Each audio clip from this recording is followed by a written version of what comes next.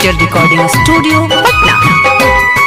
तोरा याद में अखिया रोई जब शादी तोहर होई, माना तू बात गोरी ना रही अपन कोई रे मर जाई।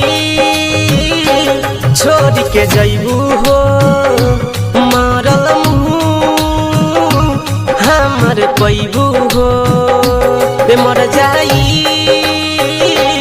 छोड़ के जैबू हो मरल मुँह हमर पैबू हो।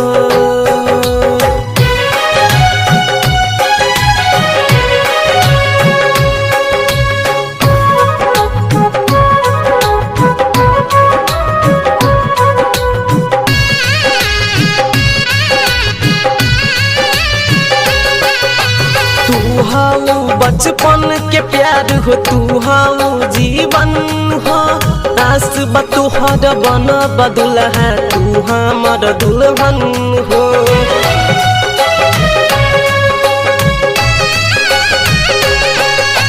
तू हाउ बचपन के प्यार हो, तू हाउ जीवन हो, आस बतोहर बन बदुल है तू हमर दुल्हन हो। रजई हो तू ठुकरा के जिंदगी में हमारा के रे मर जाई।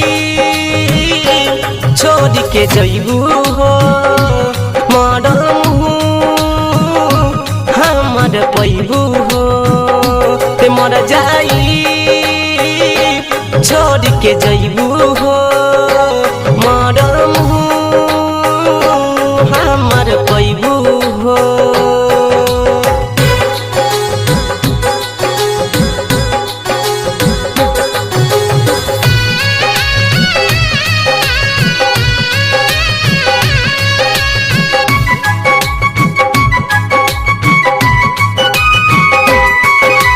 हरदम संगे रही है अपना राइटर अमित के, जान से ज्यादा चाहिल तोहके तोरी हो जन पीड़ित के। रूपे सन सहे पाई जानू हो तोहर जुदाई रे मर जाई।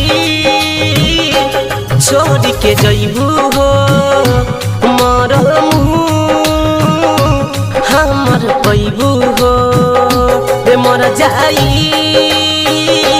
छोड़ के जैबू हो मरल मुँह हमर पैबू हो।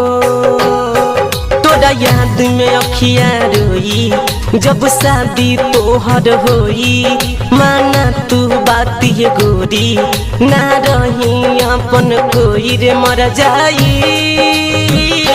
छोड़ के जैबू हो मरल मुँह हमर पैबू हो रे मर जाई। छोड़ के जैबू हो